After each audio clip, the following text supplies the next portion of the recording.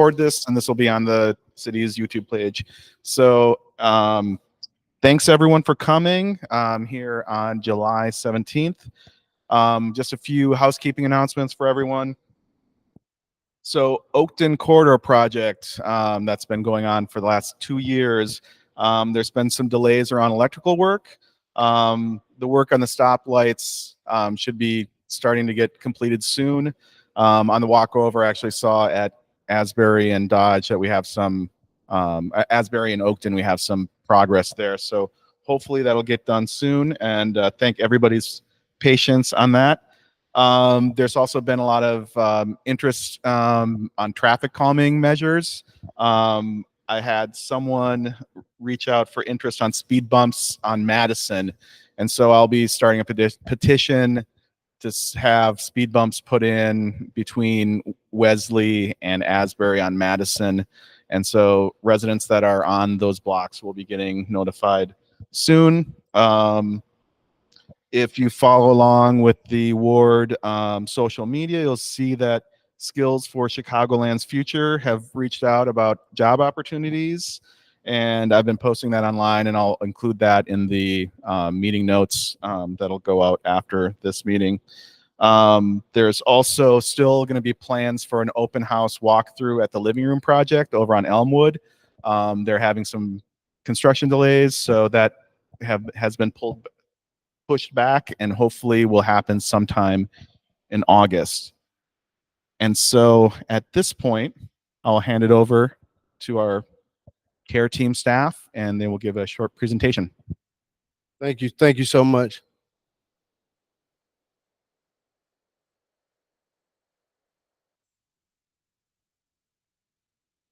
Mike's basically for the online folks, so Just get it. have to I'll try to speak loud. How you guys doing tonight? My name is Jerron Dorsey, and I'm the Deputy Director for Parks and Recreation here in Evanston. I was born and raised here in Evanston in the 5th Ward of Evanston. Went to Lincolnwood School, Haven Middle School, and graduated from ETHS in 2007. I've spent about 10 years of my career here with the City of Evanston Recreation Department. I worked over at Fleetwood Jourdain Community Center. In my most recent position with the City of Evanston, I was the building manager at the new Robert Crown Community Center. I've been gone for about 1.5 years. I spent some time over at the Village of Lincolnwood as the superintendent of Parks and Recreation. And now I'm back again for this opportunity to lead the CARES team, the youth and young adult outreach team, as well as all the department's community service program. So super excited to be here tonight. I'll introduce my team, and then we'll talk to you guys a little bit about the CARES program. So first, I'll turn it over to Jordan Barnett. Thank you. How's it going, you all? Good evening.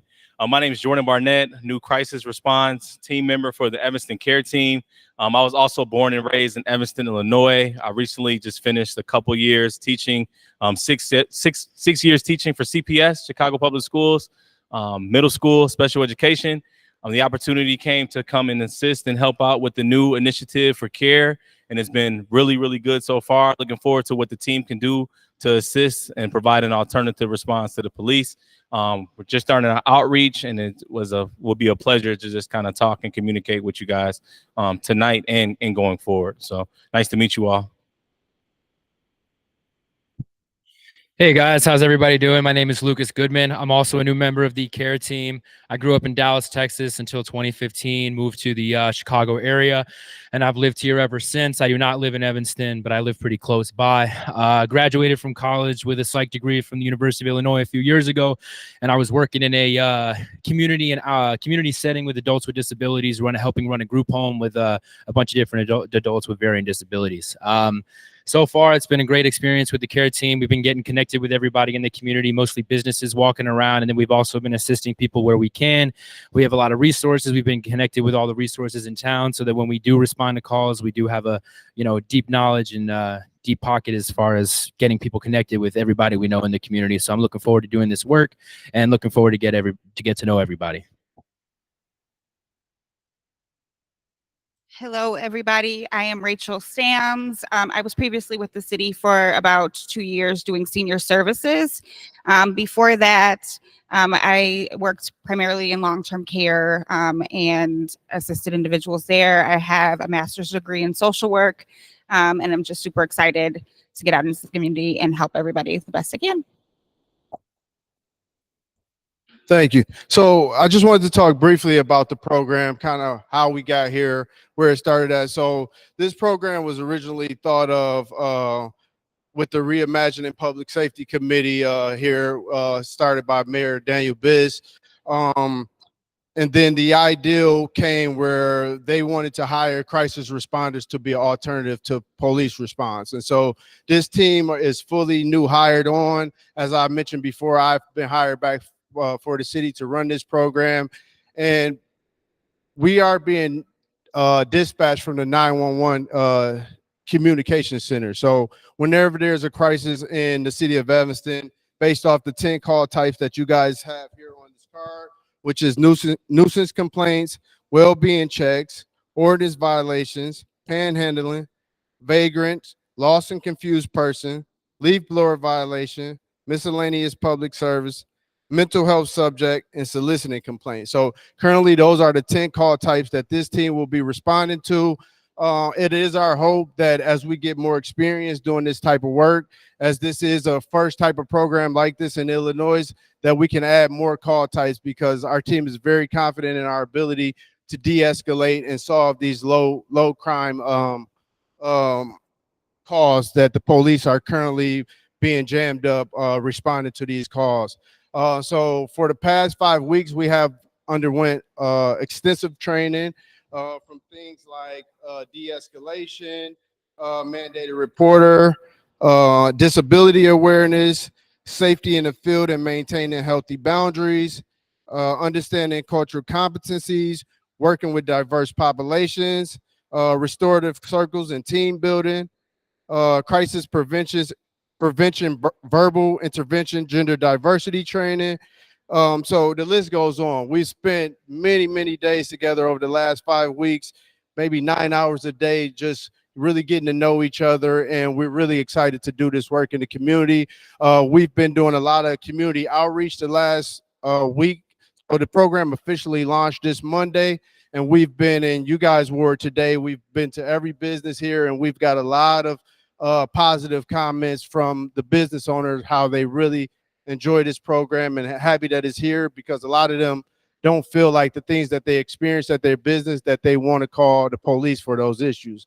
And so we've spent a lot of time downtown Evanston in the Fountain Square area, just getting to know the residents, and we've really confident and feel welcome to be doing this type of work. As you all know, there is risk associated with this work that we're doing, but we have full support from the Evanston Police Department.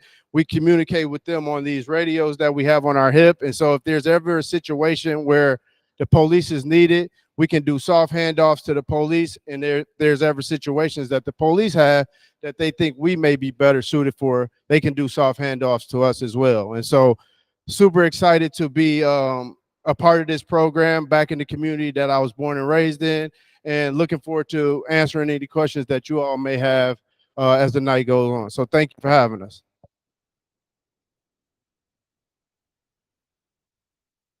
Thank you, Jerron. And I think Jerron touched on this a little bit. One of the things I love about the way we set up the program is it's not going to change the way that folks need to call for help. So, you know, you just continue to call 311, 911, and, you know, the 911 center will triage the calls appropriately. So they'll get routed to either the CARES team or the police or firefighters, just depending on, you know, what category they land in. And so if you have any questions for the team. Right.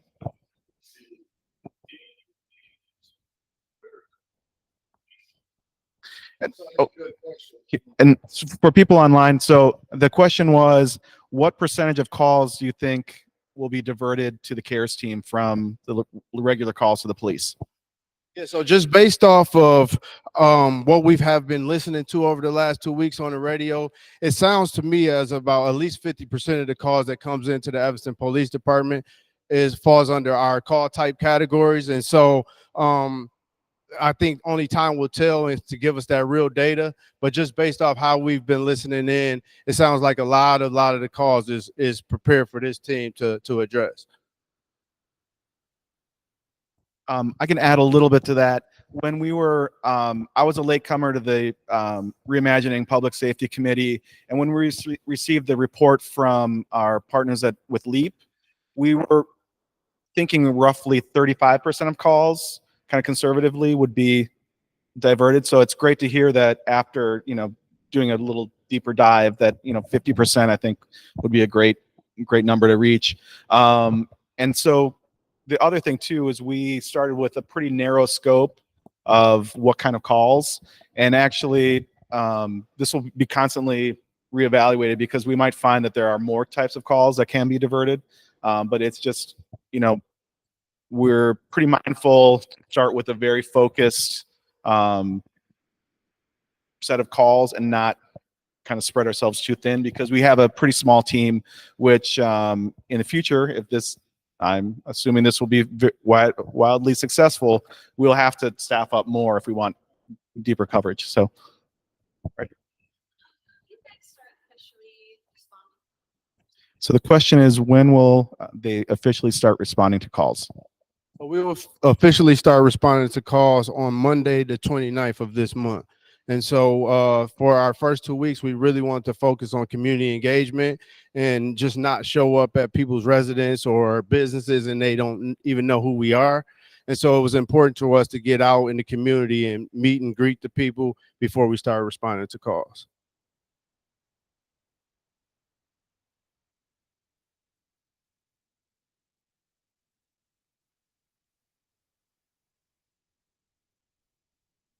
Well, I think from that aspect there's a lot of calls that come into 911 that don't necessarily, there is no type of rights that's been that no laws have been broken, and so people call the police. For instance, today someone found some lost keys and wanted to turn them into the police department, and so that's something that our officers, we can handle a call like that, and our officers can be focused on more high-level crime calls. And so I think it's just giving another angle to policing and just knowing that people call the police for some things that's not criminal matter, and just having a team that can go out and address those issues so that our police department can do the real work is, in my mind, is what reimagining public safety. You're welcome. Yes, sir.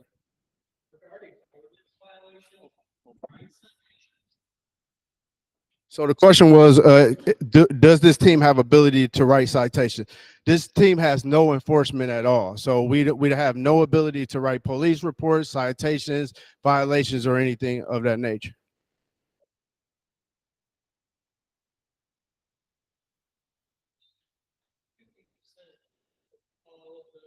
Calls come in through 911 or 311. My understanding is at any one time there's about 12 badged officers throughout Evanston, and to me those numbers don't work out. Meaning, like, you fellas here could not handle 35 or even 25 or even 20% of those calls. Can you kind of walk me through why you've made that projection and how realistically you're going to handle this kind of volume? Yeah, so I think a lot of this, early on, we're definitely relying on the data that was provided to us from the LEAPS reports. But I think a lot of this information is going to come once we start getting out there and responding. So the projections that we have now is just something that is based off the data that we've received through the report. But I think as we get out there and start responding to this call, we can have a more accurate answer for you in terms of what this team can handle. I think this team, City Council approved $400,000 in this year's budget for this team. And as council member mentioned, this team is eventually going to have to grow. And so I think only the data will tell and have an accurate answer to that question for you.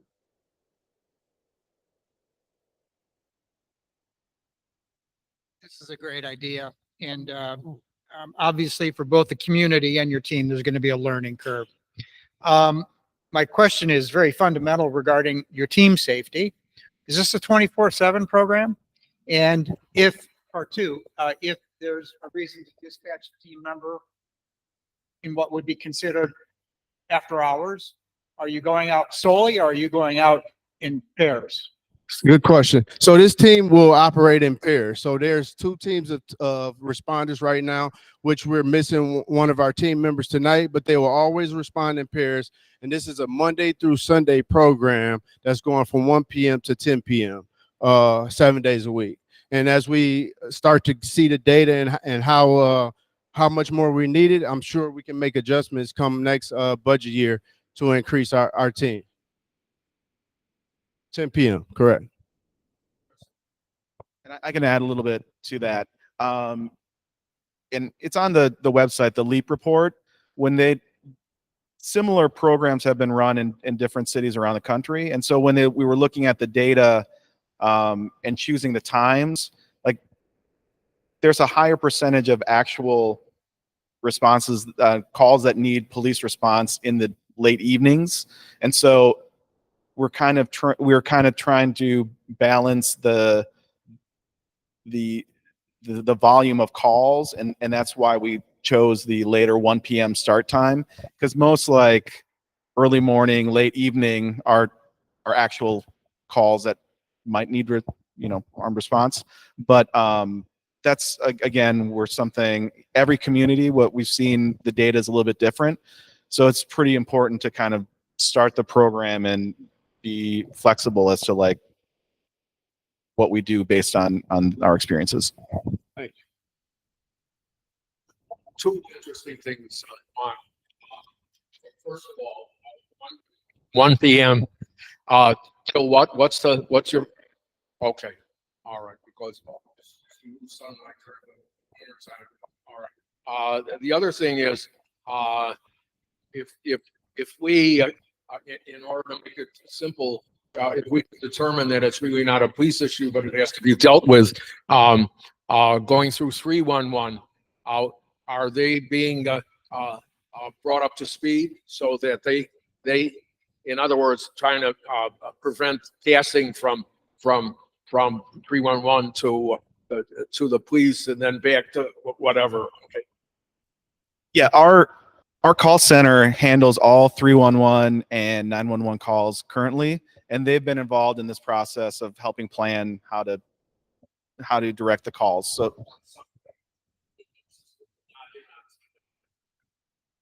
I think we still have, yeah.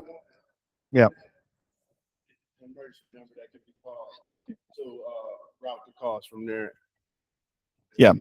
So it's the same call center. It's just different staffing. Anybody else? Okay. Thank you all so much for having us today. We're definitely going to stick around if you guys have more questions afterward. As I mentioned before, this is a learning curve for all of us. This is a learning curve for the whole entire community, and we really need you all support in order to make this work possible. You know, a lot of our staff have different backgrounds and abilities, and we want to just make sure that we, use each other where our strengths are. And I think as we go, we'll see that we need to make some changes. But right now, we're very excited about the program and just looking forward to responding to the call soon. Thank you. Yeah, and this is really exciting. A couple weeks ago, Gerard and the team came to City Council, and we got to be introduced to all the new staff members, and they all have really strong backgrounds and experience to do this. And I'm really excited that we're taking this big step. And so now I'm going to call up Matt Poole from Parks and Rec to talk a little bit about this community center.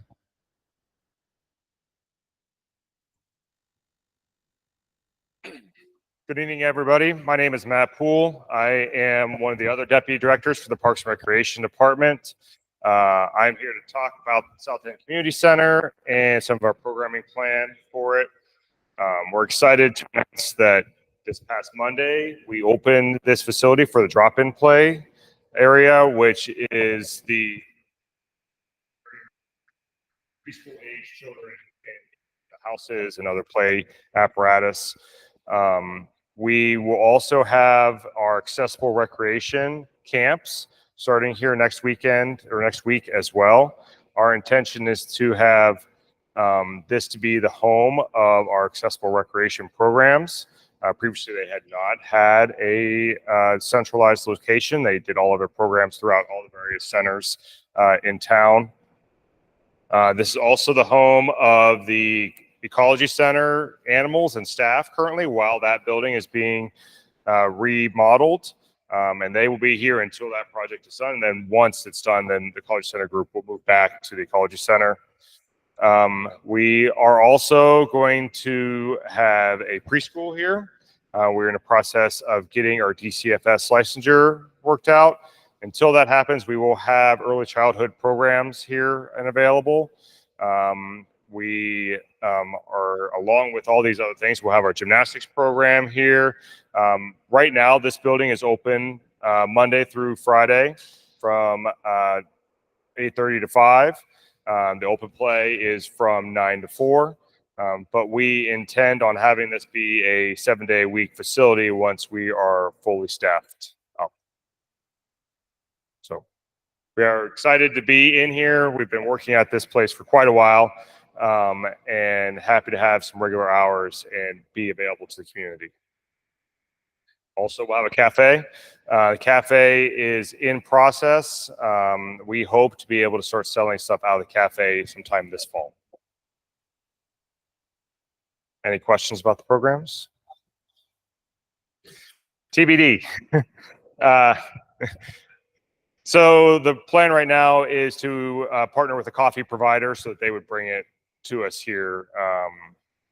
So hopefully we have a good coffee provider. Plans for space. So the question was if there's going to be any plans for green space. Right now, no. Right now, we have to leave it as a parking space. We have been talking with the Ridgeville Park District about being able to use, really use some of their space. Of course, we walk down there, but we want to be good partners. When we have a preschool program here, that's going to be their primary outdoor space. Yes, ma'am.